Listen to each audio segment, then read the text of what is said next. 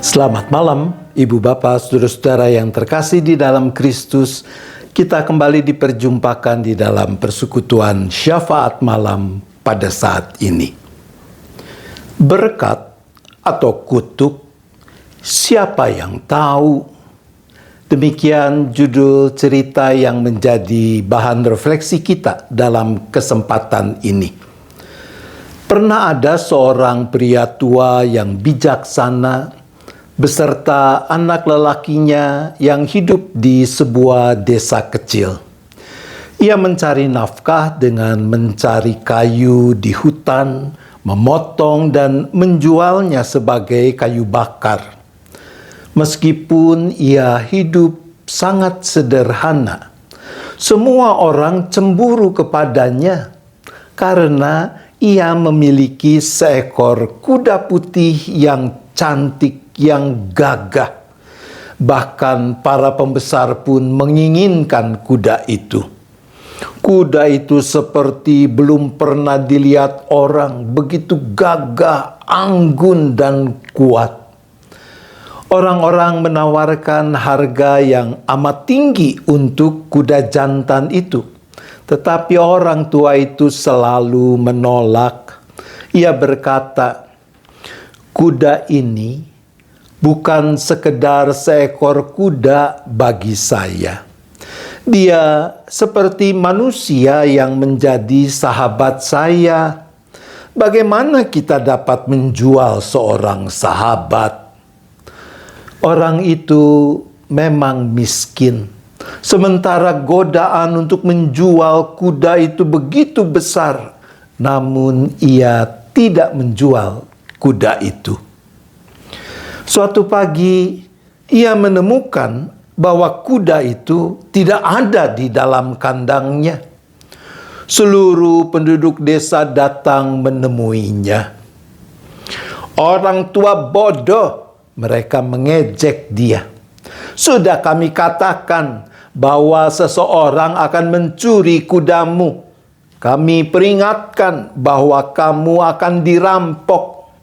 Kamu begitu miskin.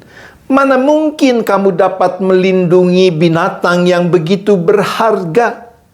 Kami sudah katakan sebaiknya kamu menjual kuda itu. Harga setinggi apapun akan dibayar. Nah, sekarang kuda itu hilang dan kamu tidak memperoleh apapun. Memang kamu ini dikutuk oleh kemalangan."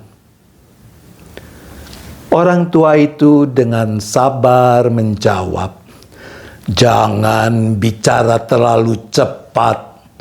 Katakan saja bahwa kuda itu tidak berada di kandangnya. Itu saja yang kita tahu. Selebihnya adalah penilaian. Apakah saya dikutuk atau tidak? Bagaimana Anda bisa mengetahui itu? Bagaimana Anda bisa menyimpulkan seperti itu?" Orang-orang desa itu marah. "Jangan menggambarkan kami sebagai orang bodoh. Mungkin memang kami bukan ahli filsafat, tetapi filsafat hebat tidak diperlukan. Fakta bahwa kudamu hilang membuktikan itu adalah kutukan."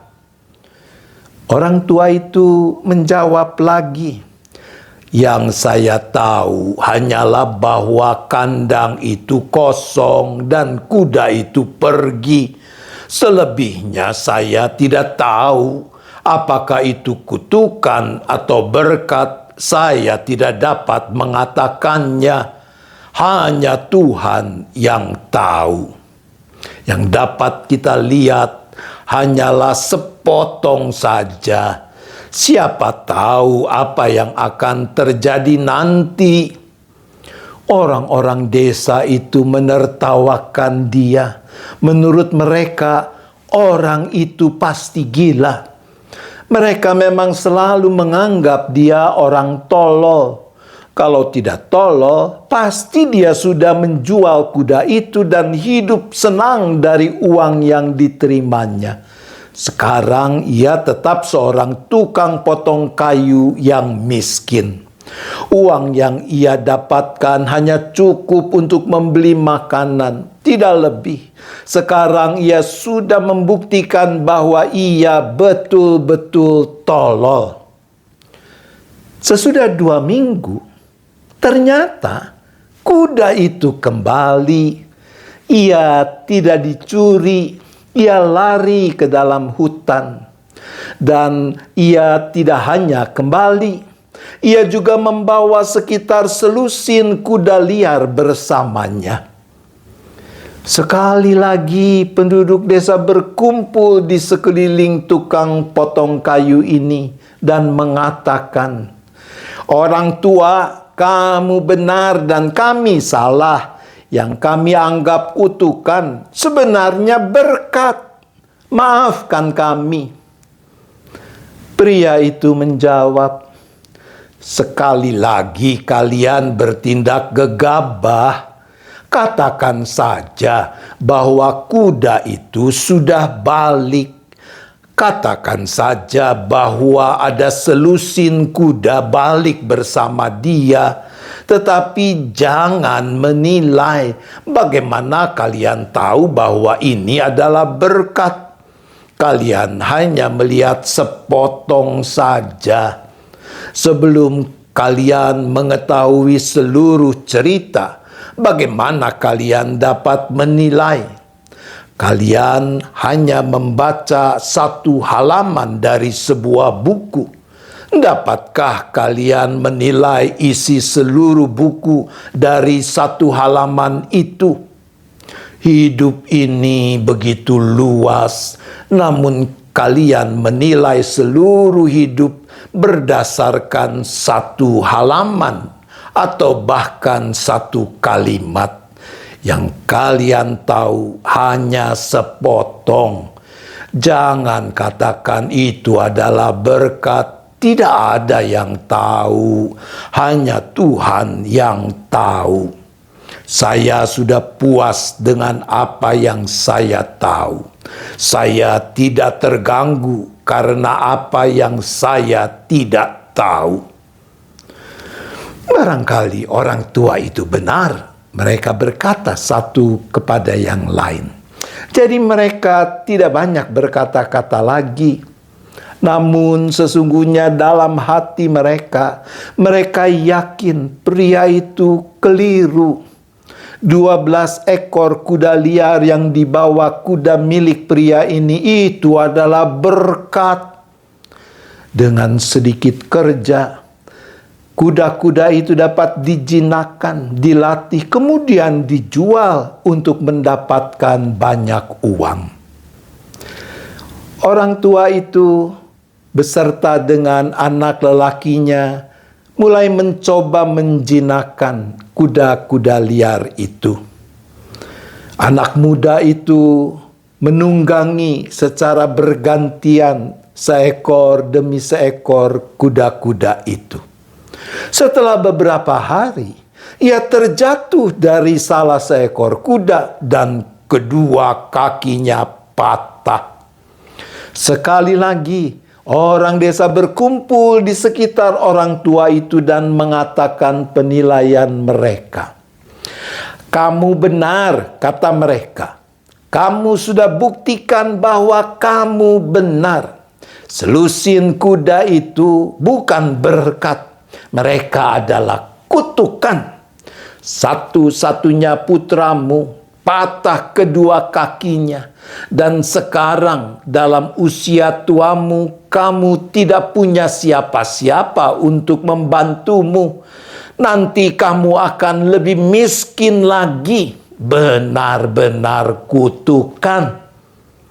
Orang tua itu masih dengan sabar menjawab, "Kalian digelapkan dengan pikiran untuk menilai, menghakimi. Jangan keterlaluan.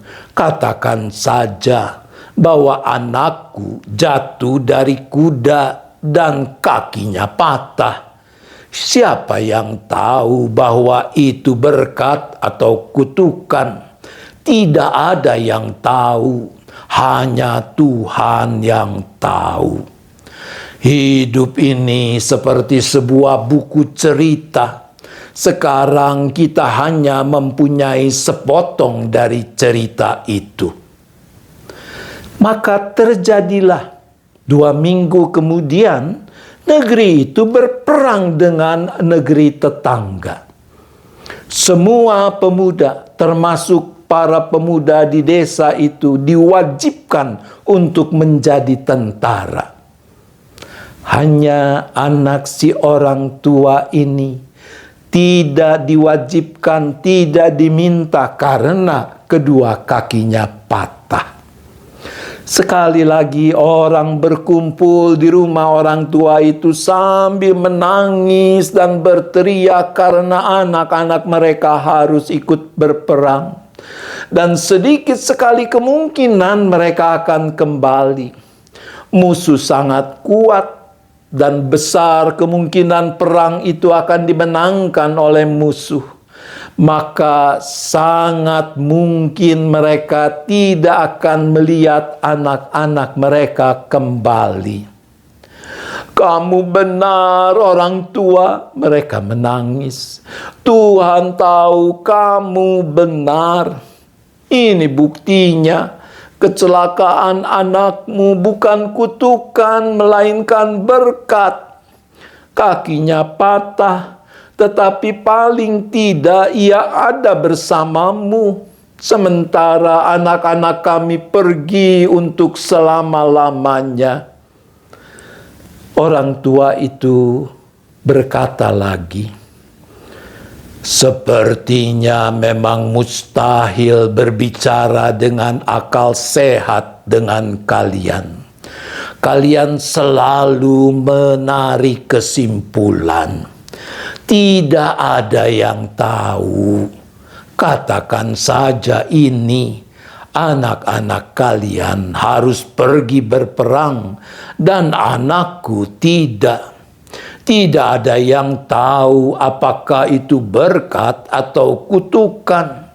Tidak ada yang cukup bijaksana untuk mengetahuinya. Hanya Tuhan yang tahu.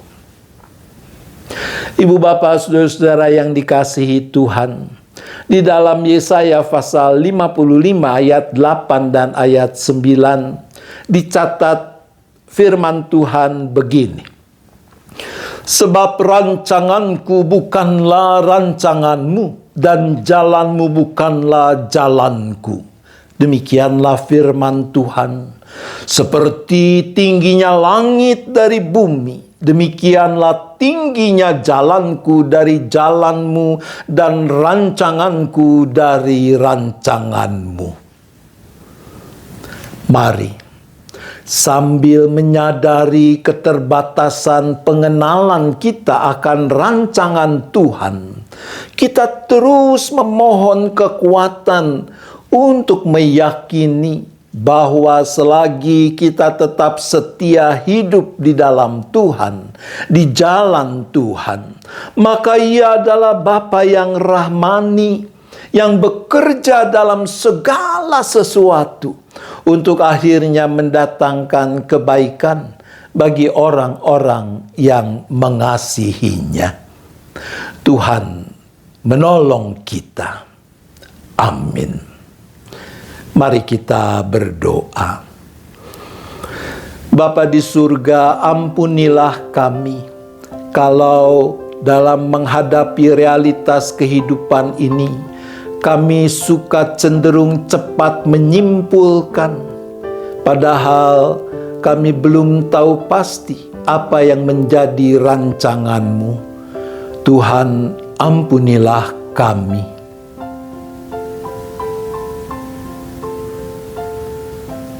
Ya Bapa, berilah kami hikmat, kemauan, kesungguhan untuk tetap menjalani kehidupan ini di jalan Tuhan, hidup di dalam kebenaran-Mu, dan meyakini dalam segala perkara Engkau Bapa yang rahmani, yang bekerja dalam segala sesuatu untuk akhirnya mendatangkan kebaikan bagi orang-orang yang mengasihi-Mu.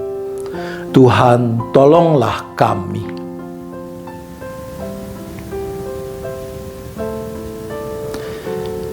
Saat ini kembali kami berdoa bagi setiap anakmu seisi keluarga masing-masing dengan berbagai pergumulan yang mereka hadapi. Mungkin ada yang masih bergumul dengan masalah sakit penyakit. Ada yang punya beban karena masalah finansial, sumber penghidupan, pekerjaan, usaha. Ada keluarga-keluarga yang terganggu keharmonisannya karena relasi yang tidak baik antara anggota keluarga satu dengan yang lain. Mungkin ada yang sedang bingung, sedang galau karena ketidakpastian untuk berbagai hal di masa depan. Studi, pekerjaan, perjodohan, dan seterusnya. Untuk mereka semua, kami berdoa.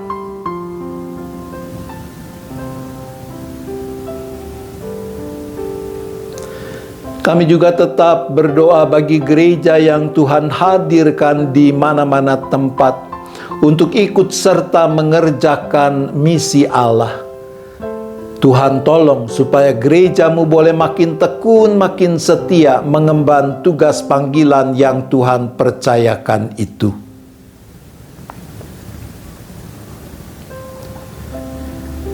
Khususnya kami berdoa untuk jemaat GKI Gading Indah dengan kegiatan dalam rangka bulan keluarga yang masih akan berlangsung sepanjang bulan September ini. Untuk rencana peneguhan pemberkatan pernikahan atas diri anak-anakmu, Saudara Fendi Sugiri dan Saudari Maria Anastasia Widya Solihin pada tanggal 27 September mendatang. Juga untuk persiapan penyelenggaraan Sakramen Perjamuan Kudus pada tanggal 5 Oktober mendatang. Untuk semua itu kami berdoa.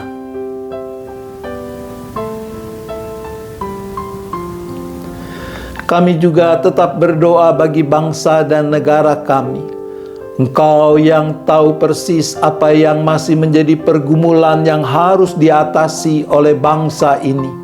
Mampukan kami, agar kami boleh memiliki keluasan wawasan, hati nurani yang jernih, untuk mau bergandeng tangan di dalam keragaman yang ada, membangun kehidupan bersama yang makin adil, makin benar, yang makin mewujudkan kedamaian dan kesejahteraan bagi segenap anggota masyarakat.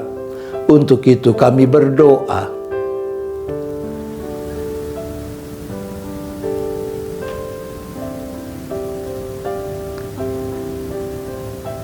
Bila tiba saatnya nanti kami beristirahat, kami serahkan lagi seluruh keberadaan kami ke dalam tangan kasih pemeliharaan Tuhan.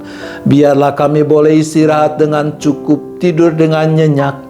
Esok menyambut hari baru yang Tuhan anugerahkan dengan penuh sukacita, dengan penuh syukur, dengan semangat yang terbarui untuk makin memuliakan nama Tuhan. Terima kasih ya Bapa, kami bersyafaat hanya di dalam nama Tuhan Yesus Kristus.